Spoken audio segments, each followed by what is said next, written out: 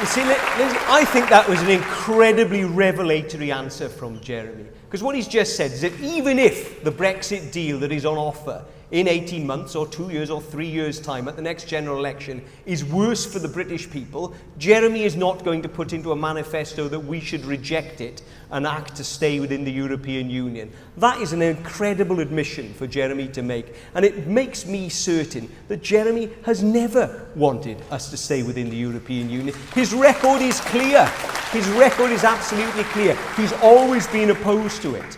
And he underwent a Damascene conversion. And I remember having a conversation with Jeremy's political secretary during the campaign in which I urged her to urge him to do more for the campaign. And her words to me were that Jeremy felt he's compromised enough already on Europe, i.e. he didn't want Labour to go into that contest arguing to stay in, because it was opposite to what he'd been arguing for the previous 30 years. I'm not even sure Jeremy did vote in the general. Owen. In that.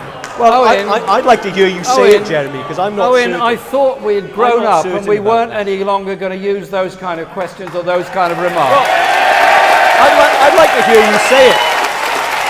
I would like to hear you confirm that you voted in. Perfectly well what you and I were doing during the European referendum. What we're doing, we're speaking together on the same platform in Cardiff, asking people to vote to remain. I was at that meeting, Jeremy, and you made a very narrow speech, as you did in all of those rallies. You only spoke about protecting workers' rights. You didn't make the big case we should have made. We're internationalists in Labour.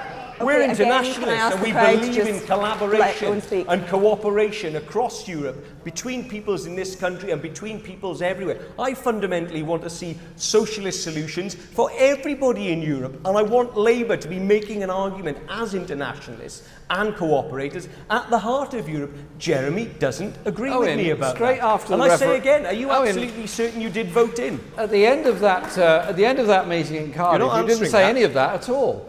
You said something very different, actually. You said something extremely complimentary, and I said complimentary things to you. Can't we go back to that day? How about going back to my question? In fact, as I recall it, you were deputising for John McDonnell that evening. Did you definitely vote in? Yeah, John didn't show up.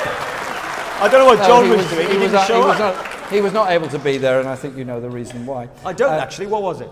It was a health issue. Oh, well, he didn't tell me at that time. Oh, well, I'm sure you would understand it then. Yeah. Okay.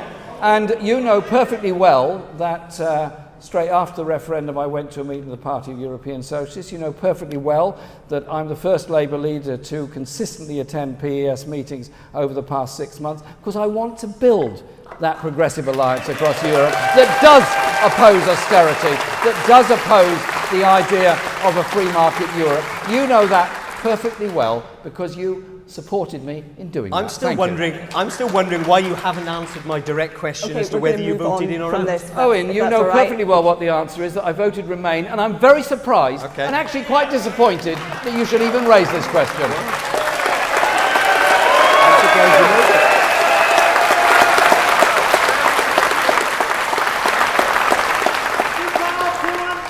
The only people that raised that question were actually the Daily Mail at the time. That's your game, right? I didn't catch that. Right, moving on.